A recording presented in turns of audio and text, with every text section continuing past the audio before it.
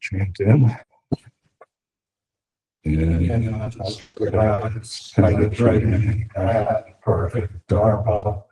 This runs that with even 100,000 billion Kelvins.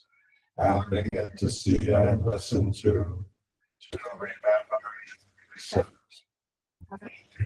to take the truth of them, to take his words.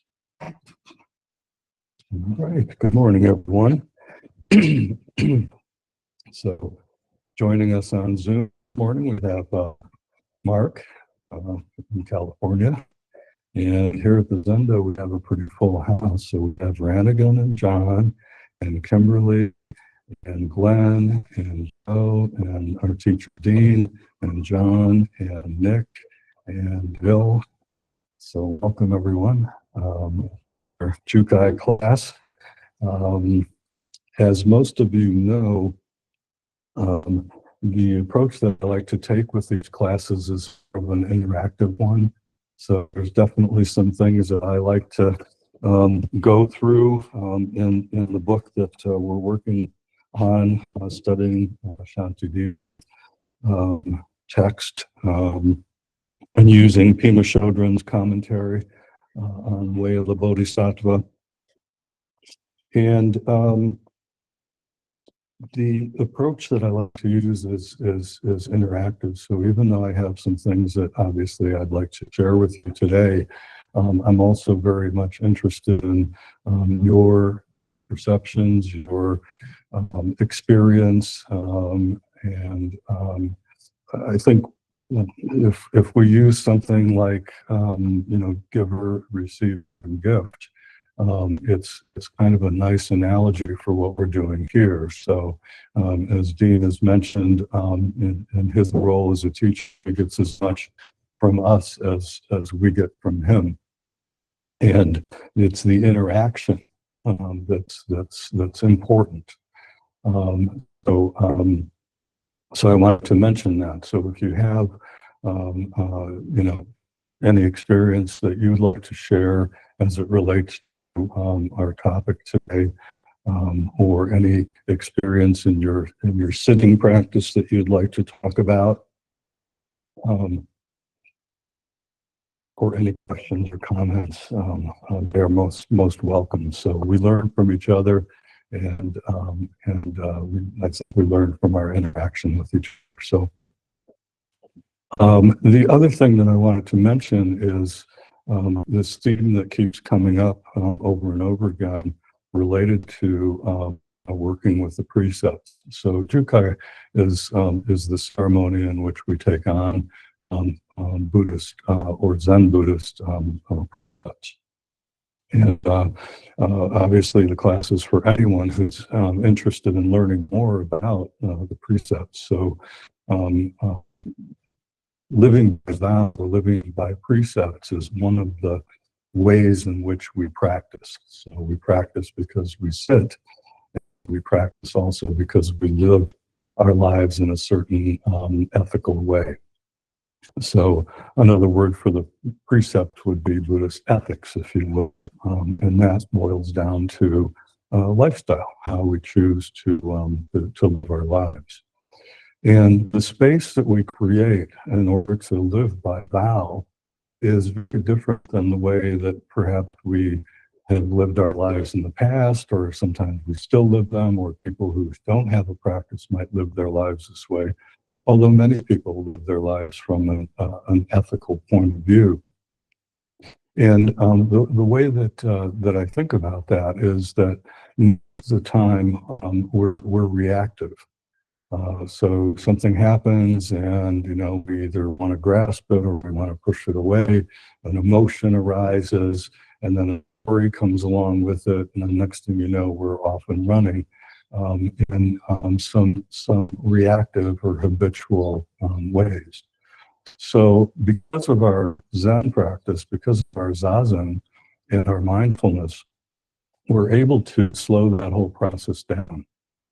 And so we start to become better and better at recognizing when emotions start to arise. We, because we're able to slow things down like that, we have a choice of not being reactive. And so far we've been looking at, first off, Shantideva was talking about being like a log or not being reactive. It was sort of, if you don't have anything good to say, don't say anything at all. Might be a more contemporary way of putting that. And then the second part that we're talking about today is compassionate action towards others. So when we are practicing, because of our meditation practice, because of our mindfulness practice throughout the day, we're able to slow ourselves down and not be so reactive and act in habitual ways, and not be pulled around by our emotions. So because we're slowed down in that way, we can think about, okay, what is the vow that applies to this particular situation? So we're choosing to live our life not on the basis of random emotions, but we're choosing to live our lives based on some guidelines. How we interpret those guidelines is completely up to us. And it's based on our experience. They're not commandments. They're not given by a deity. They're suggestions, and they're quite good suggestions. You may find that certain of the precepts really stand out to you. You may find out that certain of the precepts are troublesome for you. But it's our slowing down, it's our reactivity that allows us to work from a place of practice. When I say that, as we know, there's two interpenetrating levels here. The one level is that we're acting in the relative world. We're acting as egos within this world of particulars. At the same time, we're also, when we're working with the precepts, they're also coming from a place beyond just a relative everyday world, something that is much more absolute, something which is grounded in boundlessness or emptiness. So anyways, those are just some opening remarks here. Anyone have anything they think about related to any of that stuff so far? All right. So we left off last time at chapter 5, verse 100. Shantideva says, "There is indeed no virtue that the Buddha's offspring should not learn. The one with mastery therein, there is no action destitute of merit." So in Pima's commentary here, she says, "Better to join in with humanity than to set ourselves apart. Aspiring bodhisattvas train by getting more involved rather than more detached." So this particular sentence really kind of stood out to me because Shantideva has pointed out over and over again, and Pima Chodron has echoed the idea that we don't reach enlightenment on our own. We develop spiritually, if you will. We develop consciousness as a result of our interactions with other people and with animals and with the world. So we need other people, and yet for many of us, that contact with others can be somewhat difficult.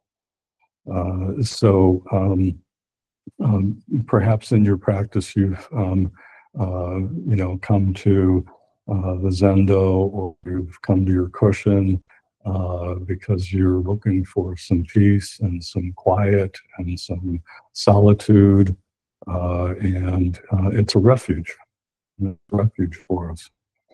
So I think that our practice in that sense balances that interaction that we have with others.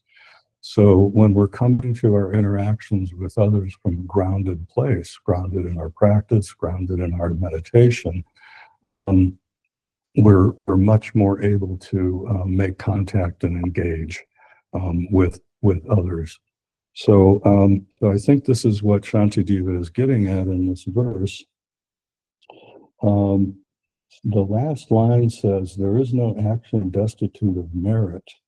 The way that Pima went with interpreting that line was that anything that we do can be our practice. Of course, we're all familiar with, chopping wood and carrying water, or doing the dishes, or walking, all of those aspects of our practice. But anything that we're able to do from a grounded place or from a place of mindfulness can be our practice. So most of us are familiar with that term, becoming one with our action or our activity. And we've probably all experienced when we've been really immersed in doing something, we've been so focused on it that everything else drops away. I remember early on when I used to do skiing, it was like that. There was nothing but the goal of getting to the bottom of the hill as quickly as I could, and with as much skill or grace as I could manage. So during that time, all I was aware of was the action, the activity, the doing. In many ways, when I ride my motorcycle, it's like that. I don't have time to be thinking about other things other than riding the bike.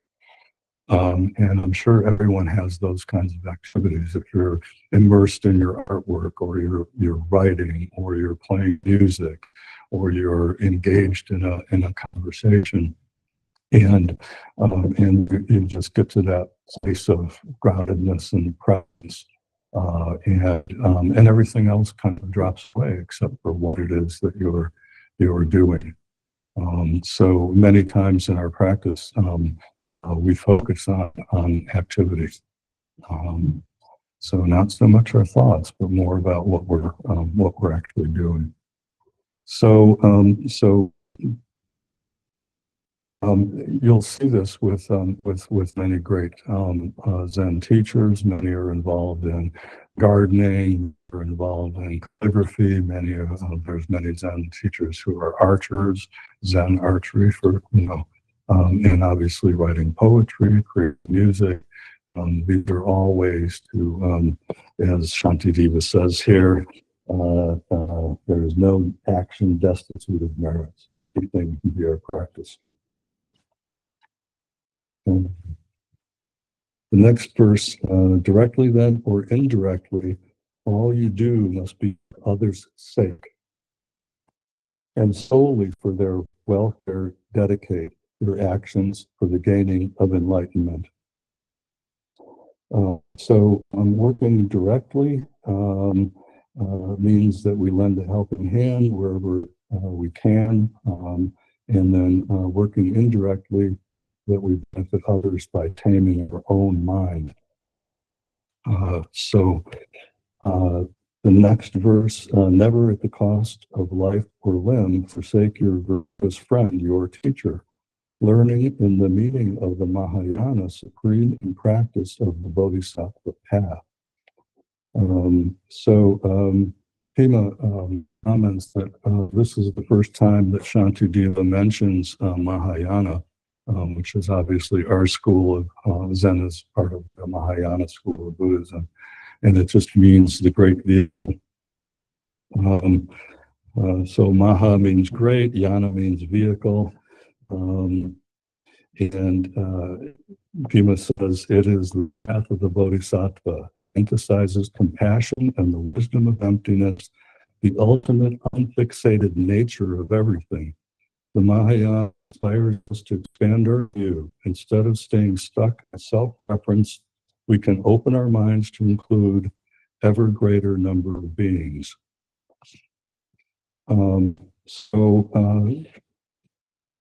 Most of you are aware of maybe some of the difference between Theravadan, Buddhism, and Mahayana.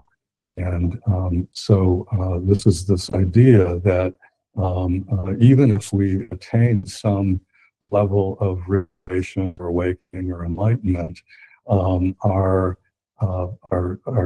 purpose is not to look for nirvana and to attain it, stay in it, but it's more about hearing the cries of the world. It's more about helping others.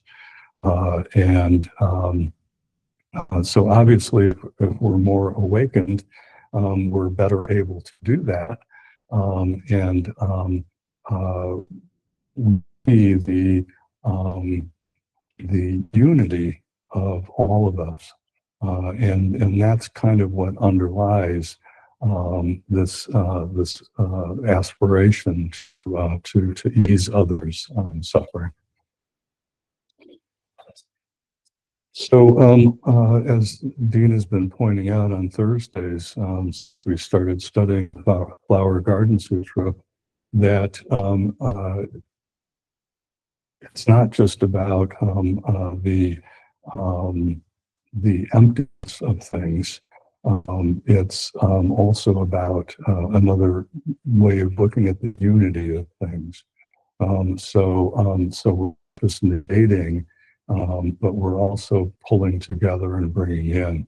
So this is part of why we have this emphasis, focus in Mahayana Buddhism to work for the benefit of all beings.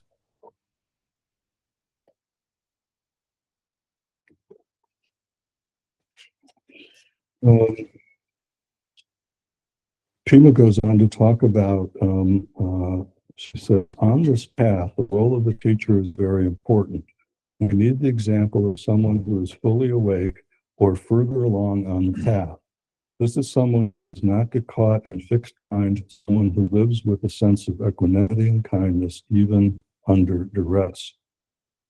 And there's the idea of, because Shantideva says, never forsake your virtuous friend, your future. So there's this idea of teacher as friend. Pima says, just being around our spiritual friend can teach us more than any book.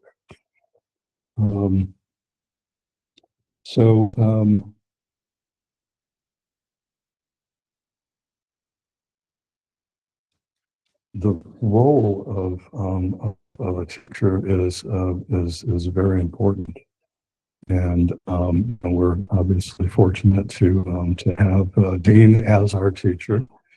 And Dean comes from a long line of teachers, so he has a teacher, and his teacher has a teacher, and so forth. And of course, especially if you're going through Jukai, and you are given a new Buddhist name by your teacher, you're entering into a lineage that goes all the way back to,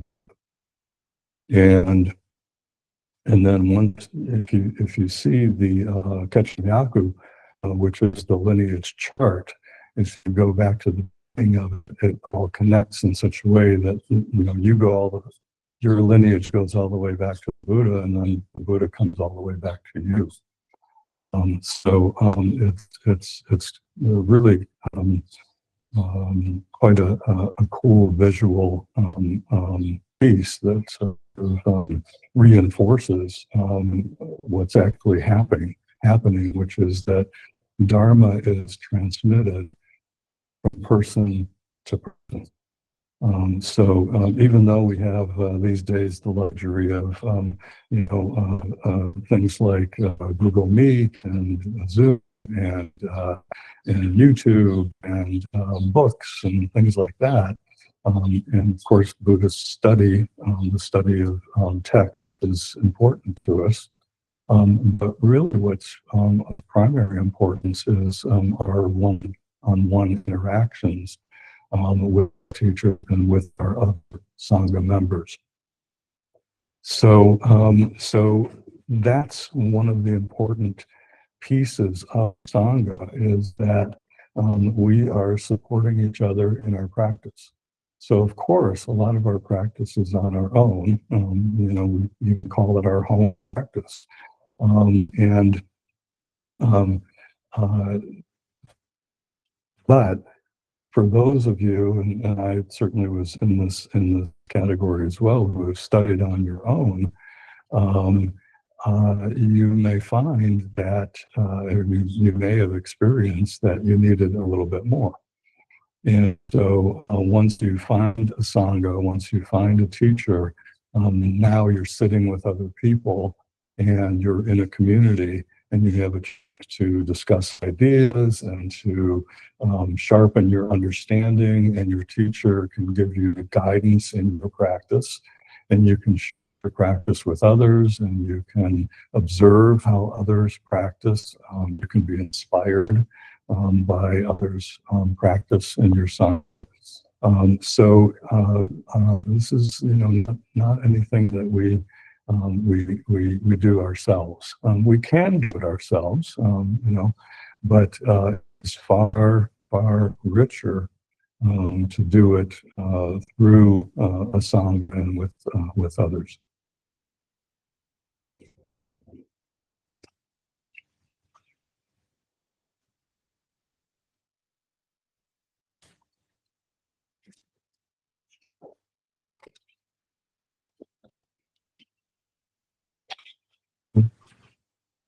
So verse 103, for thus you must depend upon your guru, as find described in Sri Sambhava's life and elsewhere in the teachings of the Buddha.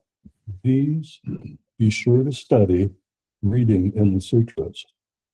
So I had to look up who Sri Sambhava is, and what I found out was that he was one of the founders of Tibetan Buddhism. The biography referred to here tells us to regard our teachers as excellent and trustworthy physicians. When we're disabled by samsaric mind, the teachings are the best medicine. So I think I've probably emphasized this before, but I think we all get at times caught up in our anxiety over things that are happening in our lives. We get angry, we get fearful, we get overwhelmed. There's a lot of difficult emotions and a lot of difficult situations we can find ourselves in. And when we do, Shantideva is basically suggesting that we turn to our teachers and our Sangha and our readings. So I've found this in my own life. I try to do, besides the things that we study in here, I try to do a lot of reading. And when I do that, especially in the morning, I often just find myself in a better place, in a better frame of mind. So all of these things are tools that can be helpful to us in staying on the path. And so that's what I think Shantideva is suggesting here, is that we have a lot of resources at our fingertips that we can use through the three jewels, Buddha, Dharma, and Sangha. So these are our refuges. Yes. Yeah. Alexander Martin was talking about, I think it was this past Thursday, about our practice generating the antibodies that we need to confront the illness. the illness being the illness society and Yeah. all the stuff that's going on that is um, causing us grief and suffering. And I think that analogy uh, was so helpful. Mhm. And it ties into the idea of the teacher and your song as physicians, as doctors that can Yeah. prescribe, right? Right. Yeah. Yeah. Thanks for bringing that back up again, because it really does very much relate to this. And of course, the Buddha was known as, our great physician. And yeah, so this is where we can get our medicine. Yeah. Hmm. Yeah.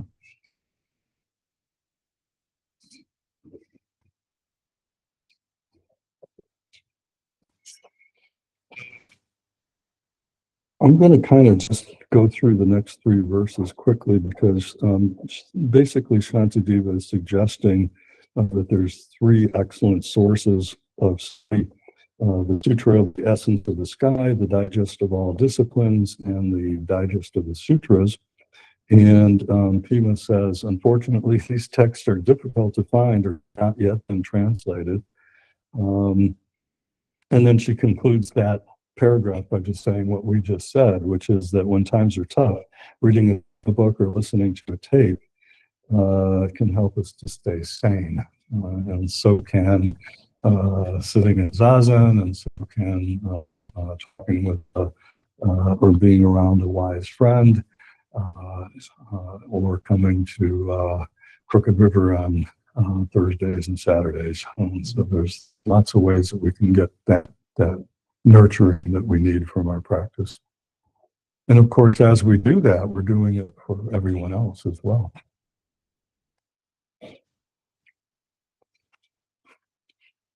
So now we're down to verse 107.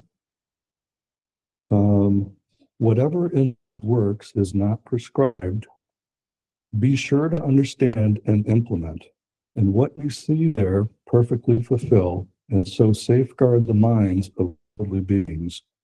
In verse 108, to keep a guard again and yet again upon the state and actions of our thoughts and deeds, this and only this defines the nature and the sense of mental watchfulness. So Pima says, to conclude this chapter, Shantideva returns to taming the mind. In our daily activities, we can again and yet again practice mindfulness and alertness, recognizing when we're distracted and gently, even joyfully, coming back to the present moment. And when the cliches begin to get their hooks in us, we can always do the noble practice of remaining like a log. In the last verse, chapter 5, but all this must be acted out in truth. What is it? For what is to be gained by mouthing syllables? What invalid was ever helped by merely reading in the doctor's treatise? So, as Shantideva kind of is reiterating in these last few verses, the need to guard our mind, the need to be mindful, to be aware of what's happening. He mentions again, and then Pima kind of reinforces this idea of the cliches. So the cliches rise whenever we start to feel some form of dissatisfaction, and they grow. They grow into usually pretty difficult emotions, and those emotions usually have a story, and then it turns out in some form of action that might not be very helpful. So, and the very last verse is saying that we have all these teachings, and we need to put them into action. Again, we emphasize what's happening in the present moment is activity. Everything, even as solid as this table looks, is always in motion. Nothing is ever staying the same, and we are just like that. So in every given moment, myriad of things are coming together, and Dogen talks about being actualized by the myriad things. So that's sort of the quantum mechanics of our present moment, our existence in the present moment. So Shantideva here is saying that it's not just enough to know these things or to think about them, the difference between the Buddhist scholar and the practitioner, to actually do them. So that concludes that particular chapter. And the focus with this section on compassion and action towards others. In this next verse, in chapter 6.1, Pima points out that the way of the Bodhisattva gives further instructions in chapter 6 for remaining steady when confronted by the cliches. Here, Shantideva presents the paramita of patience as the most effective way possible to work with anger. In verse 1 through 12, he presents his case against this powerful cliche. So introducing one of the paramitas, the paramita of patience, and saying that practicing with patience is the antidote to our anger. So we all experience anger, and we might be experiencing more of it if you're, depending on where you are in your politics. Every time that I, read NPR or the news or watch something, it seems like there's sort of a daily outrage, if you will. There's something coming up on a daily basis that is truly very disturbing. And so, the roots of anger are that there's something happening that we don't want to be happening. The root of our anger is that things are unfolding in a different way than we would like them to. Or we've been enjoying something and it's suddenly taken away and we don't have it any longer. So it's the grasping and the clinging and the pushing away. And it's the not accepting things being the way that they are. And of course, that's a big part of our practice, is being able to accept things just the way that they are. But that doesn't mean that we don't struggle with the cliche of anger. We can see it arising, we can see it strengthening, we can feed it by how we look at the world. And fortunately, Shantideva has some practical suggestions. So I come back to that idea, even though this text is very old, very ancient. Going back to the beginnings of Buddhism, really. So even though it's very ancient, it has practical suggestions for us in our day-to-day lives in the present time. So let's start with what he has to say about the cliche of anger. Good work gathered in 1,000 ages, such as deeds of generosity or offerings to the blessed one, or the blissful ones, a single flash of anger shatters them.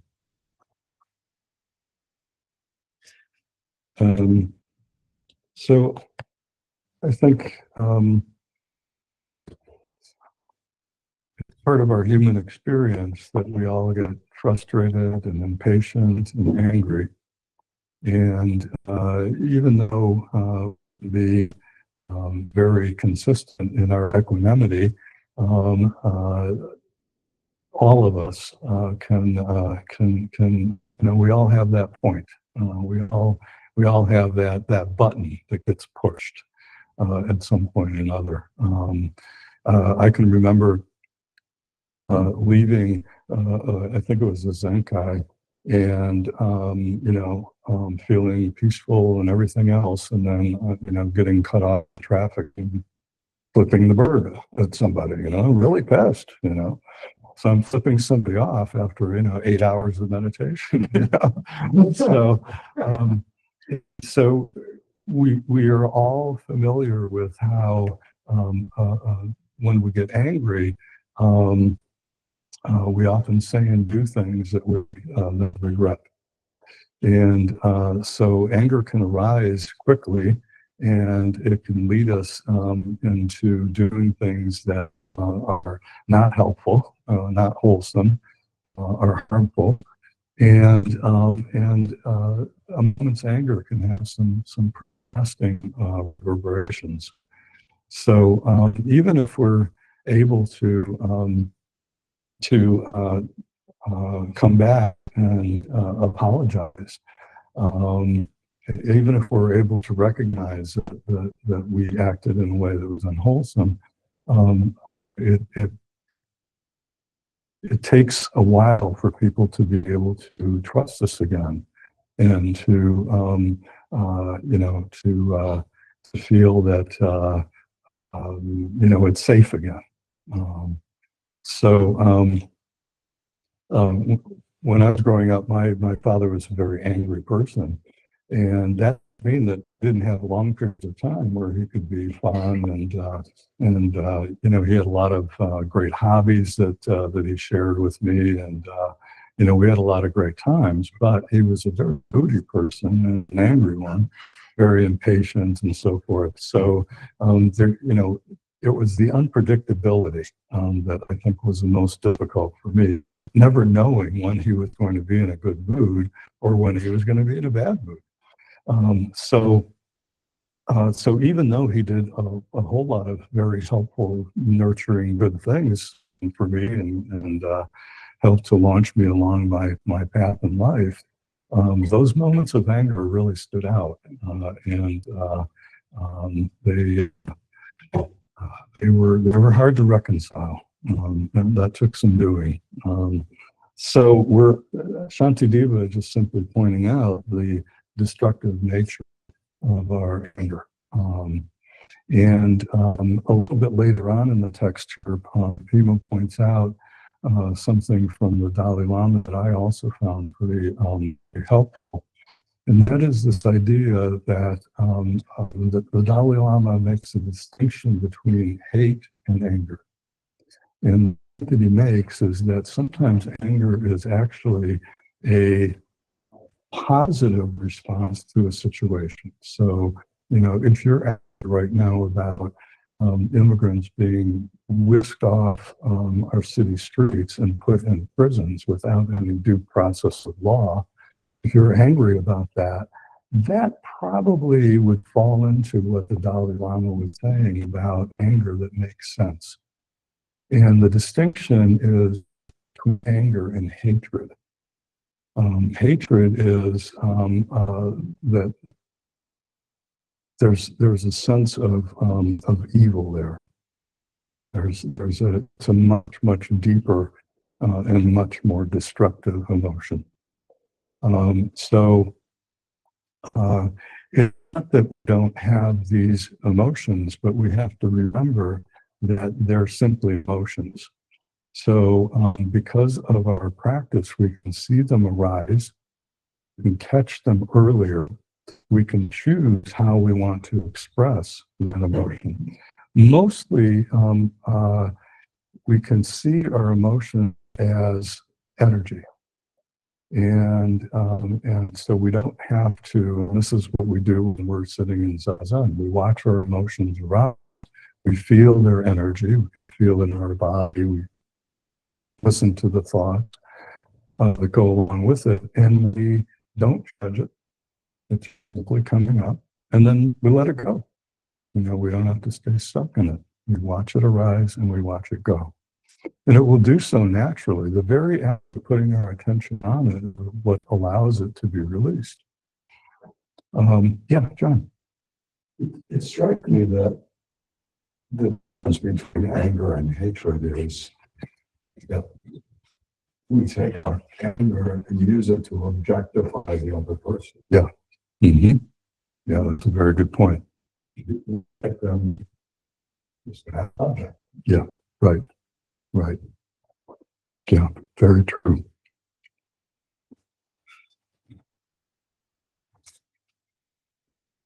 And I'll read the paragraph that where she talks about the Dalai Lama. In his book, Healing Anger, the Dalai Lama recommends using the word hatred instead of anger. There are times, he says, when anger is appropriate, but hatred is never justified. Anger can be motivated by compassion, but hatred is always accompanied by ill will. I find this distinction helpful. Now, and she goes on to say, nevertheless, at times we may find ourselves consumed by hatred. To work with these times, Shantideva introduces us to the austerity of patience.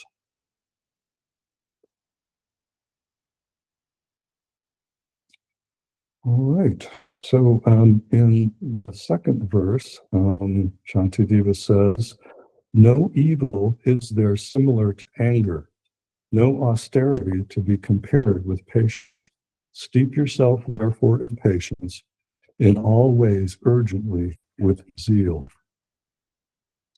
And verse 3, those tormented by the pain of anger will never know tranquility of mind. Strangers they will be to every pleasure. Sleep departs them, they can never rest. So, I think this, speaks to the experience that we all have. When we're worked up about something, when we're upset about something, it can be all consuming. And there's, a word for that, which was rumination, where we just start having, it's like being in a hamster wheel. You just can't get off. You're just constantly thinking about this thing, and it's really troubling, and it can interfere with your sleep, and it can be very, very taxing.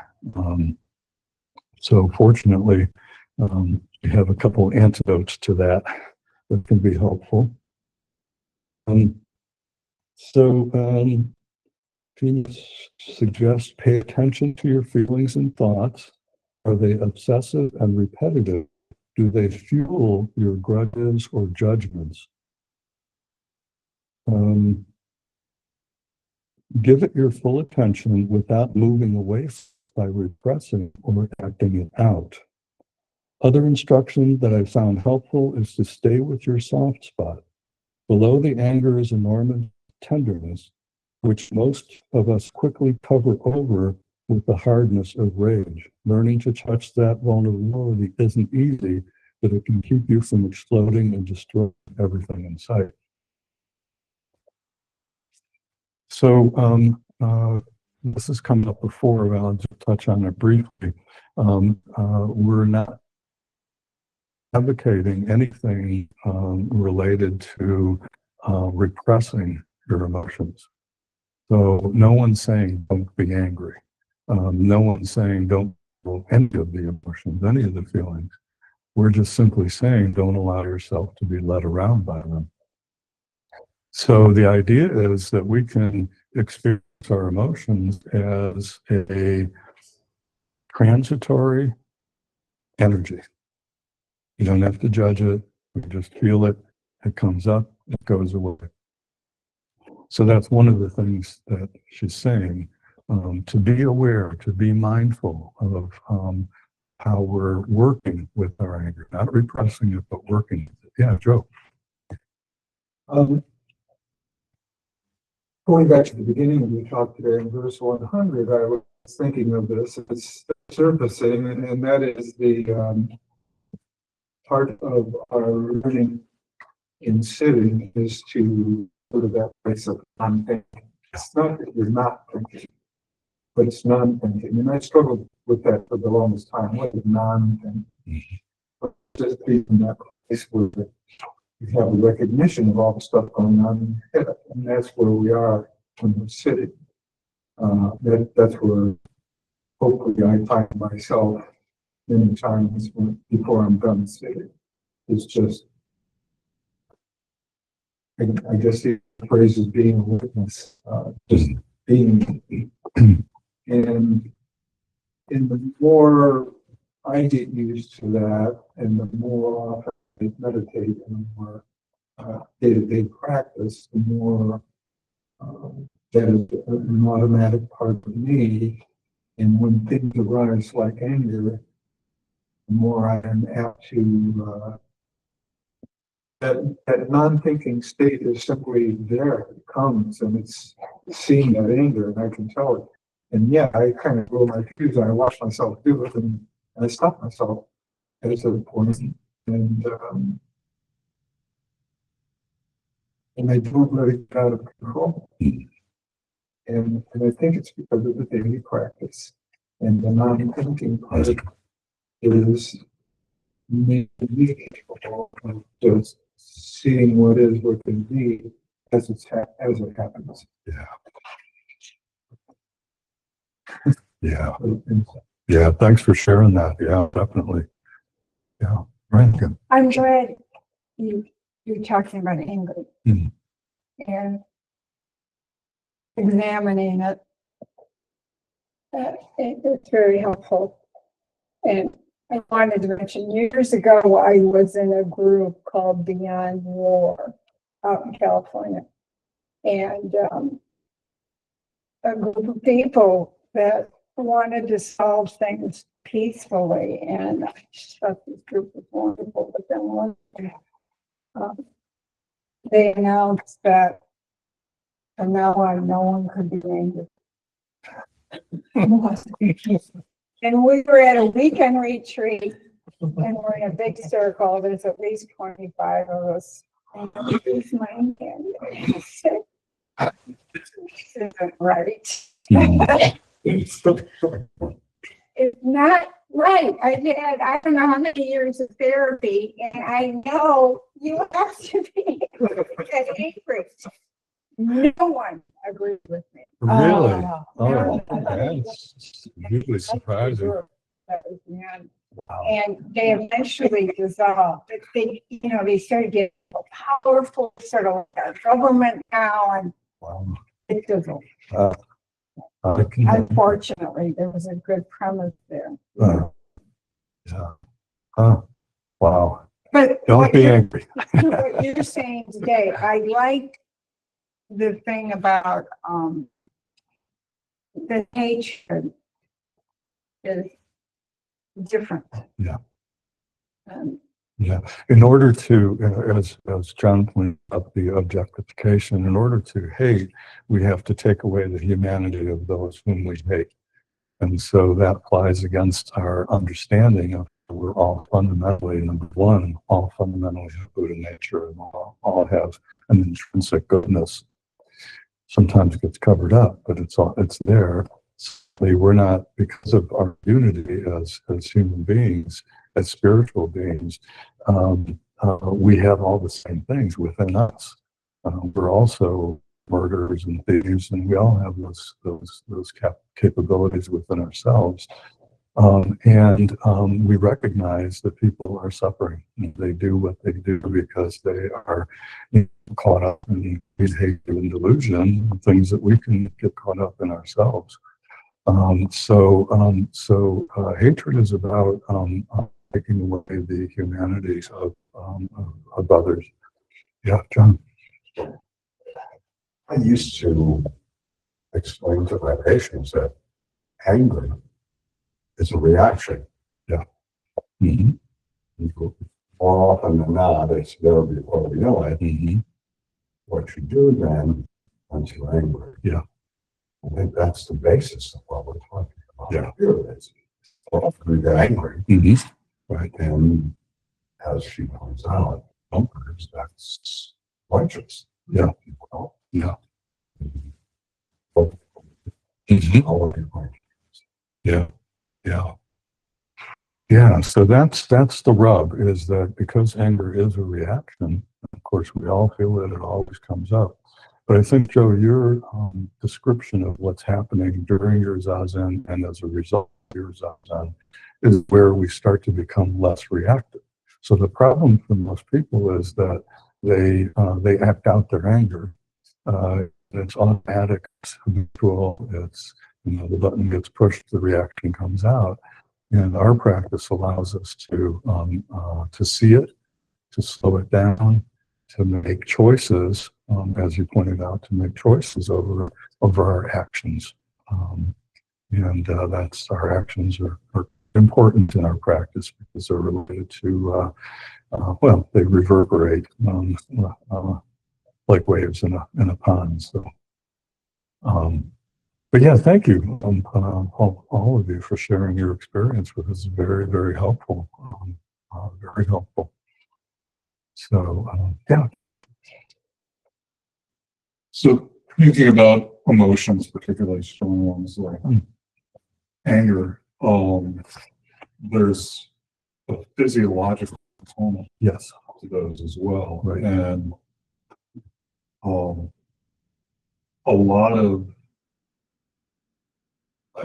like a lot of emotions are we're ascribing that emotion onto the physiological sensation. Mm-hmm. For example, I've been watching myself get angry at my cat, who's always interrupting me during work. I work from home, so. But then I started realizing the circumstances in which I get angry at her are very specific. Mm-hmm. Drink a bunch of coffee, I've got music on in the background, I'm working on something, I'm getting frustrated with that. And it's really kind of this over, at least for me, it was over too many sensations, sensation overload, and she's just cresting those. So I'm not really angry at her. It's really me and my state. Mm-hmm. Yeah. Right. So the anger isn't what's happening in the environment. The anger is what's happening within ourselves. So, or an interaction of both together. It's when Pima talks about this idea, and she got it from, and Joe, maybe you can help me out here, the woman who had the neuroscientist who had a stroke and then was able to describe it. I forget the woman's name. I don't know. Jill. That's it. Okay, thank you. Yeah. Jill Bolton Taylor or Jill Bolton, something like Yeah. So, so she wrote about it, and then she did a TED Talk on it, and she's got to be a pretty famous person. But one of the things that she was saying from her study is that the physiological reactions of anger probably don't last much longer than about 90 seconds. So all of that physiological stuff that's going on, if it goes on longer than that, it often does, for me, it's because we're in some way reinforcing or feeding that anger. So, so we're telling ourselves stories about it. We're intensifying emotions by what we say. So we're angry. This shouldn't be happening. This only happens to me. This is, I've got important work to do. Like, these things, when we start, it's the thoughts that keep the physiological reaction going. Yes, Nick. And what a lot of people said here and what John said kind of resonated with me is that when you get that physiological response, regardless of whatever the stimulus is, whether through expression or repression, you just want to get rid of it as soon as possible. Mm-hmm. And then that can come out in a myriad of ways. You can be angry at your cat, even though it's not like the cat's fault. Angry at your kid, or and like you say, it may only last a short duration, but even that short duration can be so hard to bear that we want it to be different, immediate.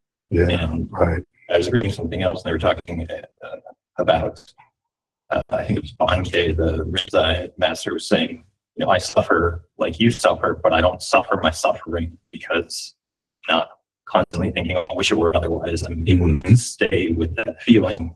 But I think anger, because of its such a strong physiological response, it's so hard to be with it. Yeah. But I think what Joe said about the Zazen practice is you get better and better at all your emotions, but particularly that one, which you want to get rid of, in whatever way possible, as soon as possible.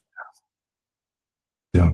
Thanks for saying that. Yeah, definitely. So, being able to accept it as some of the suffering that we go through, not expecting that it not be there or that it be different, being able to sit with it, being able to slow it down. In almost all anger management things, people talk about this idea of being able to slow the reaction down. Yeah, John. That can be the very physiologic thing that we're talking about, can be a powerful weapon in understanding what's going on.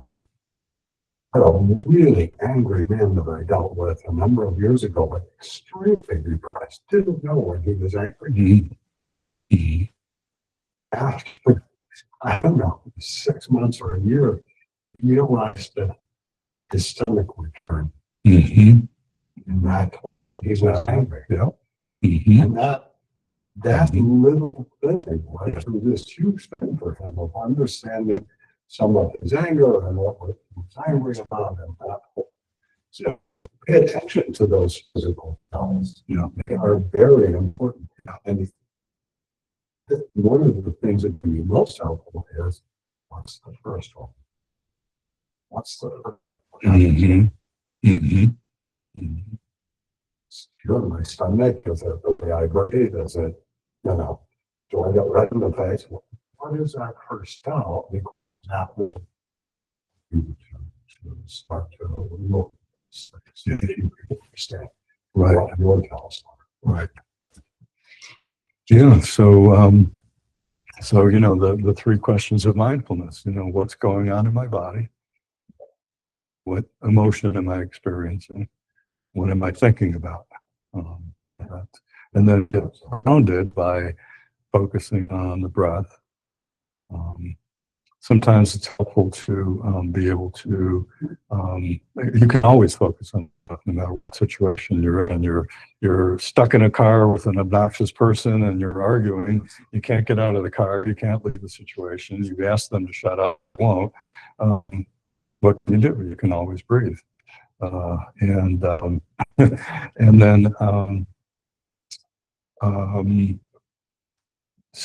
then sometimes being able to get away from the situation, just being able to get outside for a minute, walk around, look at the sky, breathe fresh air. Some people listen to music. There's a lot of ways we can slow down that reaction and get back in touch with ourselves. And then I'll just end on this one thought that Pima also introduced here at the end, which is oftentimes our anger is a cover emotion. So it's covering up something else. And very often it's some form of hurt, some form of tenderness, some form of where our ego has gotten bruised or hurt, some reminder of a past hurt. A lot of folks have experienced trauma in their lives, and so sometimes unrelated things can be a button or a trigger, and no emotion comes out. There's also, sort of a school of thought that even if we don't know what the anger is about, we can work with it just on the level of the emotion itself. So working with it on the level of the physiology of calming ourselves and centering ourselves, or we can work on it using, for example, our understanding of transience, that this emotion won't last, it'll leave, it's not infinite, and then working with it that way. So even if we don't understand where the anger is coming from or what it's about, we can stick with the emotion. But oftentimes it's very helpful to be able to see where that anger comes from and what it's truly about. At any rate, this seems like it'd be a good place to stop. We've been at it for quite some time, and we did make some progress as far as getting through more verses this morning. I just wanted to say two things before we chant out. One of them is thank you for being here and thank you for your attention. And the other is thank you for your participation. Again, as I mentioned, I just feel like it's so helpful to be able to experience, share our own experiences with the kinds of practice that Shanti Deva and Pima Chodron are suggesting here. So, getting your experience with these things and sharing it with each other is super helpful. So thank you for that. And thank you for being here. Enjoy the rest of your weekend. So, and we'll go ahead and chant. Yeah. That's right. Yeah. With the triple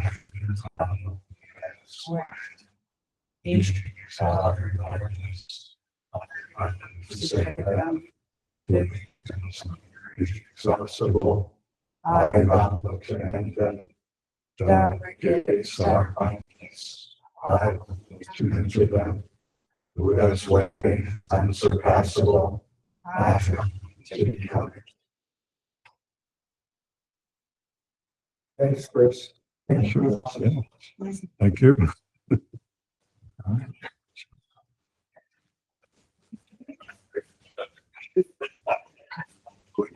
Yeah. Thank you for looking at